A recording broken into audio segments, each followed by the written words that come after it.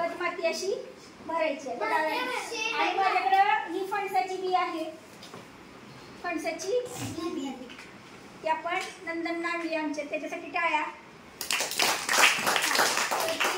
ह्याच्यामध्ये टाकायची आणि अजून थोडी माती आपण टाकणार आहे.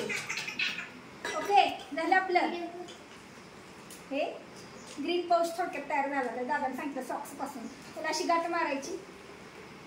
ओके, तुम्ही निघाले बाबा एसटीतून रेल्वेतून, तर हे तुम्ही बरोबर घेऊन जायचं प्रवासात.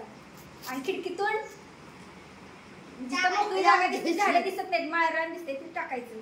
किंवा हे तुम्ही खेळत टाकलं तर हे जाऊन पडेल कुठेतरी जमिनीवर, बरोबर, मोकळ्या जागी. मग हे काय होणार, पाणी ह्याच्यावर पाऊस पडणार, हे माती असते आतमध्ये भिजून हे तिथं रुजणार, त्याचं झाड होणार. चांगलं काम केलं का नाही तुम्ही? कळलं?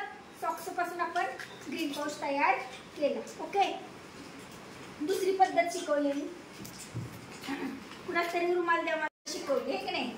तर त्याच्यासाठी काय घेतलं, एक सुती रुमालाचा तुकडा घेतला आहे ना, कापडाचा रुमाल, आणि कागद असा ठेवायचा. ठेवला, त्याच्यावरती आपण माती खत असेल ते त्याच्यावरती ठेवायचं. जी बी आपल्याला लावायची आहे, ओके, कुठलीही बी तुम्ही साठवलेली ती ह्याच्यामध्ये ठेवायची. त्याच्यावर आणखी आपल्याला माती खत आपल्याला घालता येईल. ओके, ते असं गुंडाळायचं.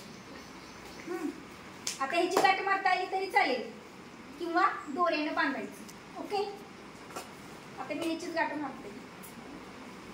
अशी पुरचुंडी तयार करायची. थैली आपण शिकलेलो आहे का नाही, अशी गाठ ह्याचीच मारली तरी चालेल, दोऱ्याचा वापर केला तुम्ही तरी चालेल. हा, सुतळीचा कुजणारा पाहिजे, प्लास्टिकचं काय घ्यायचं नाही.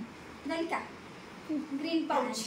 आणि हा पण नेऊन तुम्ही टाकणार. हे चिखलात हात भरलाय का तुमचा? मम्मी पप्पा रागवणार आहेत का? त्यामुळे हे सोपं आहे.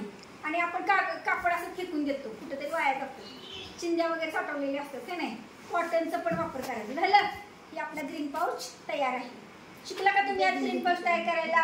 हो. ओके, मग आता हा ग्रीन पाऊच तयार झाला, तो एकत्र करून तुम्ही टाकू शकता. सीड बॉल, तिसरा प्रकार काय?